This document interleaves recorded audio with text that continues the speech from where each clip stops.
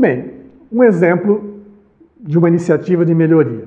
Uma empresa tem um departamento responsável por compras, isso é comum, material permanente, material de consumo e assim por diante. E os clientes desse departamento são funcionários da organização. Eu preciso de uma caneta, eu preciso de um computador, eu preciso disso, eu preciso daquilo para poder trabalhar ou para poder dar sequência no fluxo. E um incômodo que estava sendo observado, com muitas reclamações junto à diretoria, no cafezinho, etc., é que o departamento de compras estava demorando muito para finalizar o processo de compra. Isso atrasava os fluxos de trabalho das pessoas. Muito bem. Dado esse contexto, quer dizer, o que a diretoria resolveu fazer? Vamos estruturar um projeto de melhoria para a gente tentar lidar com esse incômodo que está gerando um monte de reclamação. Então, dado essa descrição desse problema, esse incômodo, a diretoria resolveu fazer um projeto de melhoria, comissionou uma equipe para tocar o projeto. A gente começa a tentar responder as 3 perguntas. Primeira pergunta, o que estamos tentando realizar?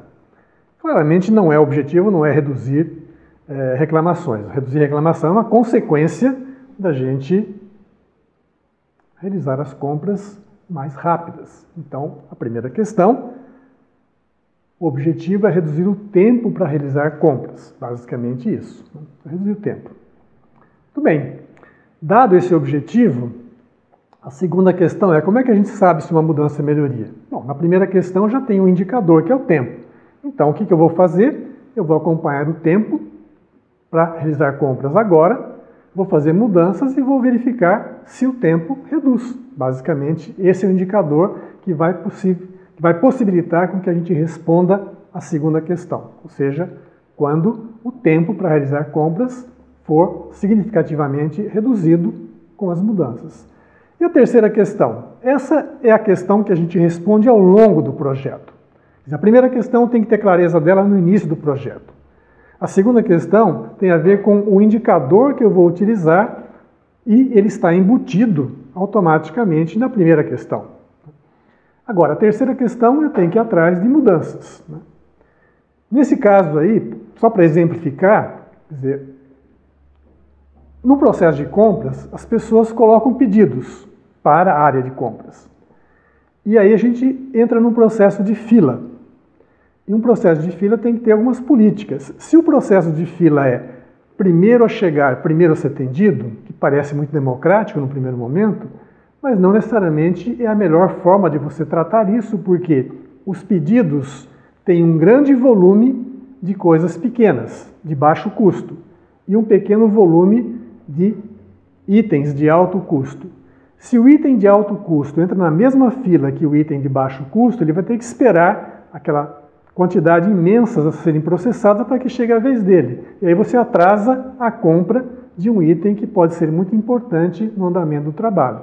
Então, uma mudança possível a ser testada é, vamos separar as filas em 3 filas, por exemplo, ou 2 filas. Uma para itens de baixo custo, de baixa complexidade, que uma pessoa sem a necessidade de um treinamento específico pode executar as compras.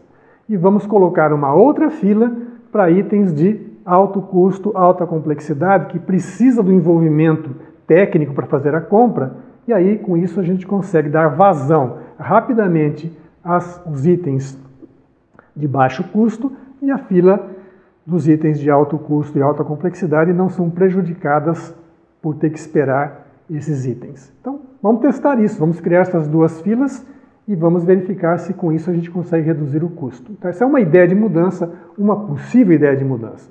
Obviamente, durante o projeto, o trabalho da equipe, outras ideias de mudanças vão aparecer e vão ser testadas, mas é apenas para exemplificar o uso das 3 questões numa situação, num contexto específico, que é a redução do tempo para realizar compras.